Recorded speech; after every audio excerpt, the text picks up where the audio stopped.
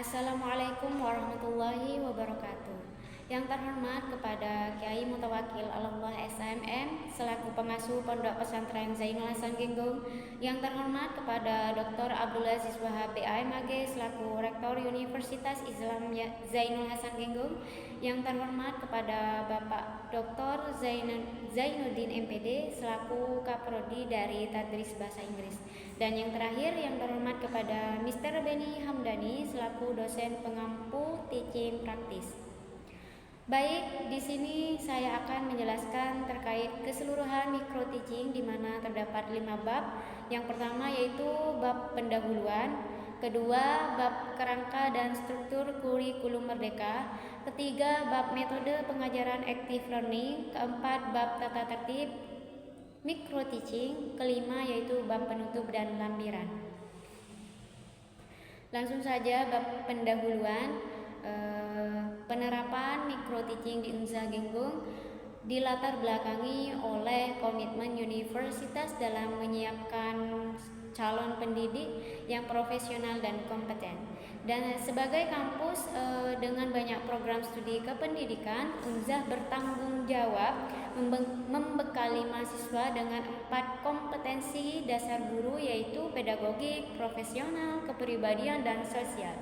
Micro teaching menjadi tahap awal latihan keterampilan mengajar sebelum mahasiswa menghadapi praktik nyata melalui PPLK sesuai dengan Permen Ristek Dikti nomor 55 tahun 2017, yaitu micro teaching adalah pelatihan keterampilan dasar mengajar dalam kondisi terbatas peserta 5 sampai 10 orang, waktu 10 sampai 20 menit, dan fokus pada 1 atau 2 aspek kompetensi, yaitu 3 tujuan utama micro teaching antara lain melatih keterampilan dasar mengajar, memberikan pengalaman praktik mengajar terstruktur, serta membentuk sikap reflektif dan evaluatif. Micro teaching sangat relevan sebagai persiapan menghadapi PPLK karena memberikan simulasi nyata, pengalaman praktik, dan umpan balik terstruktur. Meskipun dilakukan dalam skala terbatas, micro teaching tetap disebut real teaching karena mencerminkan aktivitas pembelajaran otentik secara terkontrol dan sistematis.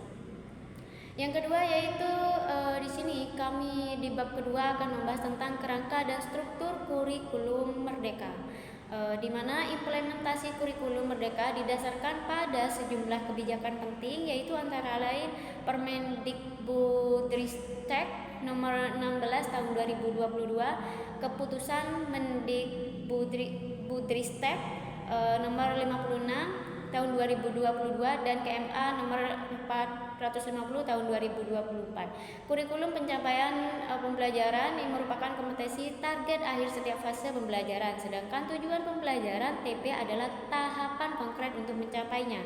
Langkah menyusun alur tujuan pembelajaran ATP dimulai dengan menganalisis CP, menguraikan elemen penting, merumuskan TP, menyusun urutan TP, serta mengintegrasikannya dalam profil pelajar Pancasila. CP disusun berdasarkan fase AF agar lebih konseptual dan fleksibel, berbeda dari pendekatan berbasis jenjang kelas. Beberapa komponen administrasi pembelajaran yang wajib disiapkan guru dalam kurikulum merdeka antara lain kalender pendidikan, prota, promes, ATP, modul ajar, daftar nilai, absensi, dan KKTP. Selanjutnya yaitu di bab ketiga metode pengajaran active learning. Di sini akan membahas metode pengajaran active learning. Dalam kurikulum merdeka terdapat berbagai metode active learning seperti project based learning, problem based learning, self directed learning, collaborative learning, and differentiated learning. Perbedaan utama antara project based learning and problem based learning terletak pada fokusnya. PJBL berfokus pada hasil berupa produk atau proyek konkret. Sedangkan PBL menekankan pada pemecahan masalah dan pengembangan keterampilan berpikir kritis. Keterampilan dasar mengajar yang dikembangkan melalui micro teaching meliputi teknik membuka dan menutup pelajaran, teknik bertanya, kontak pandang, penguasaan materi, hingga pengelolaan kelas. Pembelajaran diferensiasi mendukung prinsip merdeka belajar karena mengakomodasi perbedaan kemampuan dan gaya belajar siswa.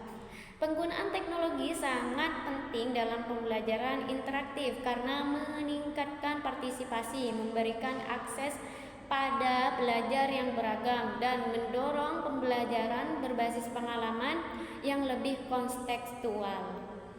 Dan selanjutnya yaitu di bab 4 saya akan membahas tentang tata tertib micro teaching. Oke, dimana di sini dalam praktik micro teaching mahasiswa wajib berpakaian rapi dan sopan sesuai nilai Islami. Misalnya mahasiswa laki-laki mengenakan kemeja berkerah dan celana bahan, sementara perempuan memakai busana muslimah longgar dan berjilbab.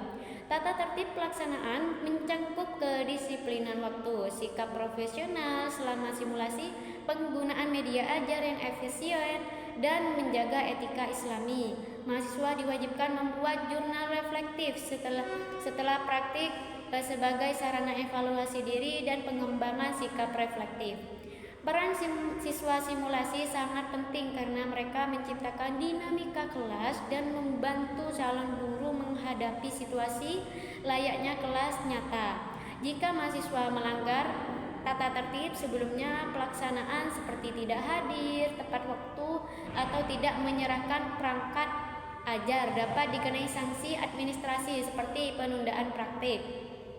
Yang terakhir yaitu akan membahaskan di bab penutup, dan lampiran ini akan membahaskan seperti instrumen supervisi akademik berfungsi sebagai alat evaluasi terhadap proses dan kualitas pelaksanaan micro teaching, memberikan masukan objektif untuk perbaikan. Komponen yang dinilai dalam instrumen telah modul ajar mencangkup kesesuaian tujuan pembelajaran, strategi, materi, media, serta asesmen.